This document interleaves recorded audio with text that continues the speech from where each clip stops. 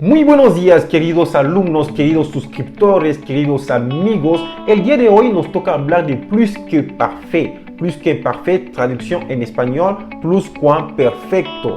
Pluscuamperfecto, creo que así se dice. Así que no te vayas.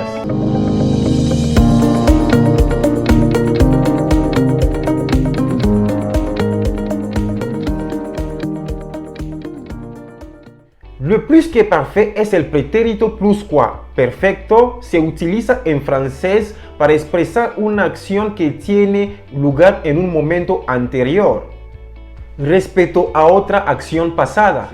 Comme je vous le disais, le plus que parfait est employé dans un récit au passé.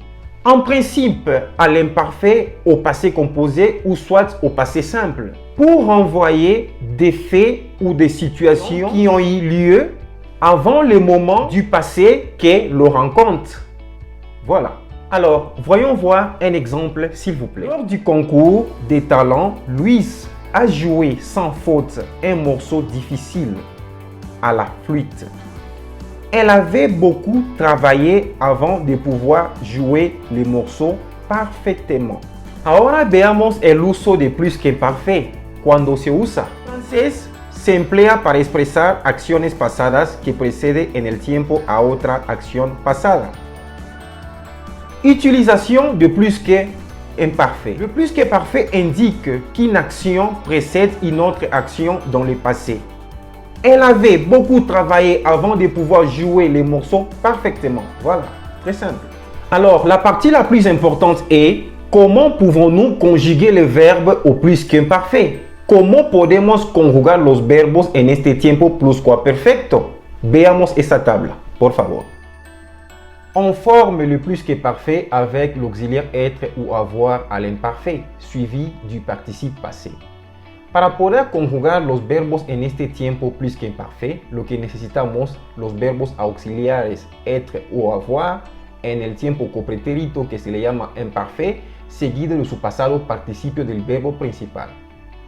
La première personne, deuxième, troisième du singulier. Par exemple, le verbe avoir, j'avais, tu avais, il, elle, avait. Le verbe être, j'étais, tu étais, il, elle, était. La première personne du pluriel, deuxième personne du pluriel et troisième personne du pluriel. Dans le cas du verbe avoir, nous avions, vous aviez, il, elles avaient. Le verbe être, nous étions, vous étiez, il, elles étaient. Alors, ce que nous faisons, c'est conjuguer le verbe avoir ou soit le verbe être à l'imparfait et nous ajoutons le participe passé du verbe demander. Lo que estamos haciendo aquí en este caso es conjugar el verbo tener o ser en este tiempo imparfait que se dice copretérito y después agregamos las terminaciones. Agregamos el pasado participio del verbo principal. Por ejemplo, j'avais aimé. Tu avais aimé, il avait aimé, elle avait aimé, nous avions aimé, vous aviez aimé, ils ou elles avaient aimé. Le même cas pour le verbe finir. J'avais fini, tu avais fini, il, elle avait fini, nous avions fini, vous aviez fini, ils, elles avaient fini. Le verbe être. J'étais parti, tu étais parti, il, elle était parti, nous étions partis, vous étiez partis, ils, elles étaient parti. C'est très simple. Ahora la pregunta de todos los días. ¿Con qué verbo auxiliar conjugarás tú? ¿Qué verbo auxiliar ocuparás tú? Être o avoir. Ahí te va. La mayoría de los verbos siempre se conjugarán con avoir.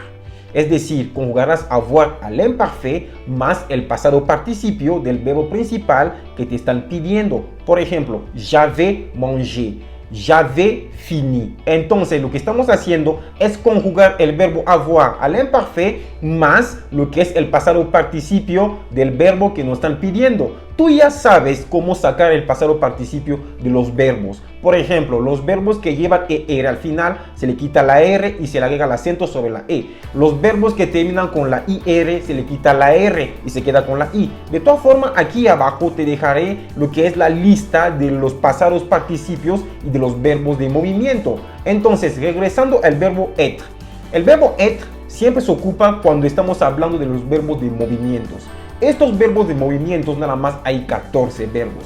Es decir, tú conjugas el verbo être al imparfait y lo agregas lo que es el pasado participio. Entonces, más fácil. El pasado participio también lo sabes cómo sacar. Si no lo sabes, perdón, te voy a dejar un video aquí al lado de este lado para que tú podrás ver cómo y cuándo se saca el pasado participio de los verbos de primero, segundo o tercer grupo.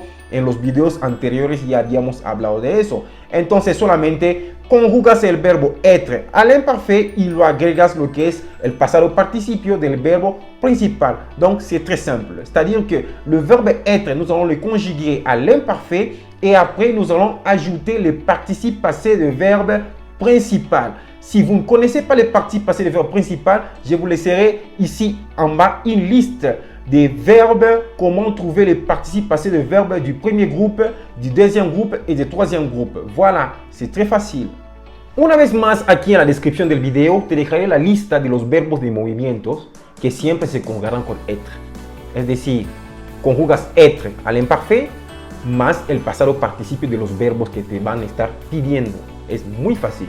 Muchísimas gracias por su atención, así que nos vemos a la próxima. Por favor, no vayas a olvidar a suscribirte en nuestro canal de francés para recibir nuevos videos. Hasta luego, au revoir, a très bientôt, bye bye.